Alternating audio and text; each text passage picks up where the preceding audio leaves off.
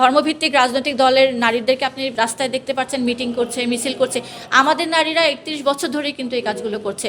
তারা পথসভা করছে, তারা জনসভা করছে, তারা বক্তব্য দিচ্ছে, তারা মানুষকে তৌহিদের উপর ঐক্যবদ্ধ করার জন্য সংগ্রাম করছে, তারা ন্যায় অন্যায়ের মধ্যে মানুষকে পার্থক্যটা ধরিয়ে দিচ্ছে। অর্থাৎ এই কাজগুলো আমাদের নারীরা যখন করতো তখন আমাদের নারীদেরকে খুবই কুখ্যাত ভাষায় গালিগালাজও করা হয়েছে এবং বলা হয়েছে এরা সব নষ্টা, এরা সব খারাপ মহিলা, খারাপ নারী, এরা সব বাজে, এরা সমাজকে নষ্ট করছে। কিন্তু আজকে ভোটের প্রয়োজনে আমরা দেখতে পাচ্ছি সবাই কিন্তু নারীদেরকেই নামিয়ে দিয়েছে। আমাদের বাংলাদেশের পুরো টোটাল পপুলেশনের 49%ই হচ্ছে নারী, আপনি জানেন, এবং 13 কোটি ভোটের মধ্যে 6 কোটি 22 লাখ এবার নারী ভোটার হচ্ছেন, অলরেডি লিস্টেড আছেন, এবং এটা একটা বিশাল বড় সংখ্যা।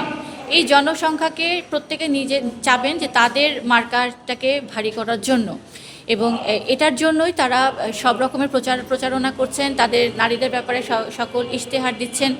এবং ধর্মভিত্তিক যে রাজনৈতিক দলগুলোর আপনি কথা বলছেন, হ্যাঁ, তাদেরকে আমরা দেখতে পাচ্ছি, তাদের নারীরা আজকাল মিছিল করছেন, মিটিং করছেন, উঠান বৈঠক করছেন, ঘরে ঘরে যাচ্ছেন, ভোটার কালেক্ট করছেন। কিন্তু আমি যেটা দেখতে পারলাম যে ধর্মভিত্তিক যে রাজনৈতিক দল, ওনারা কিন্তু কোনো নারী প্রার্থী দিতে পারেন নাই। ফর দ্যাট ম্যাটার সেকুলার দলগুলো এবং ধর্মভিত্তিক সব মিলে কিন্তু অনলি 4.2% নারী প্রার্থী দিতে পেরেছেন, যেখানে আমাদের এখানে বলা আছে যে অ্যাটলিস্ট 6% হতে হবে, কেউ কিন্তু দিতে পারে নাই। অর্থাৎ নারীদেরকে মিছিল করানোর জন্য, ভোট কালেক্ট করার জন্য, ভোটার কালেক্ট করার জন্য ব্যবহার সবাই করতে পারে, কিন্তু প্রকৃত অর্থে তাদেরকে ক্ষমতায় যেতে দেওয়া সবাই পছন্দ করে না। এটা একটা দৃষ্টিভঙ্গির ব্যাপার আছে।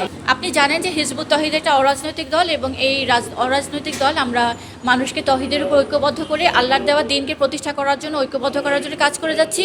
এবং এটাও বলছি যে নারী পুরুষ দুইজনই উভয় আল্লাহর খলিফা, উভয়ই আল্লাহর দিন প্রতিষ্ঠা করার দায়িত্ব নিয়ে পৃথিবীতে এসেছে।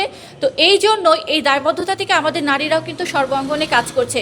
আপনি আজকে ধর্মভিত্তিক রাজনৈতিক দলের নারীদেরকে আপনি রাস্তায় দেখতে পাচ্ছেন, মিটিং করছে, মিছিল করছে। আমাদের নারীরা ৩১ বছর ধরেই কিন্তু এই কাজগুলো করছে। তারা পথসভা করছে, তারা জনসভা করছে, তারা বক্তব্য দিচ্ছে, তারা মানুষকে তৌহিদের উপর ঐক্যবদ্ধ করার জন্য সংগ্রাম করছে, তারা ন্যায় অন্যায়ের মধ্যে মানুষকে পার্থক্যটা ধরিয়ে দিচ্ছে।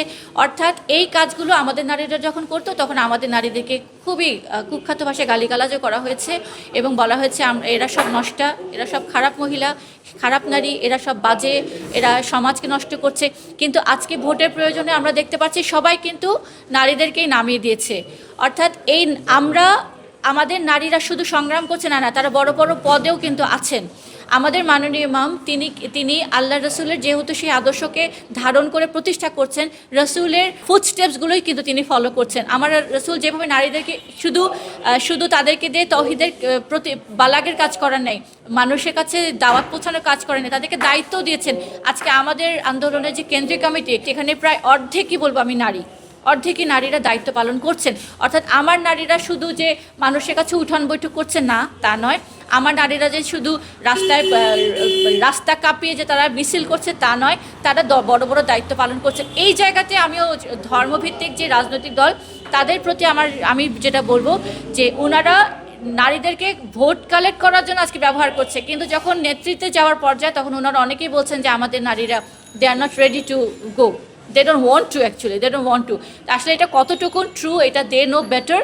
কিন্তু আমাদের সাথে সমস্ত দলগুলোর এখানে পার্থক্য, আমরা মুখে যেটা বলি আমরা সেটা কাজে করি, এটা আমরা অন্তরে বিশ্বাস করি, এবং এটাই আমাদের কর্ম আপনাদের সামনে পরিষ্কার।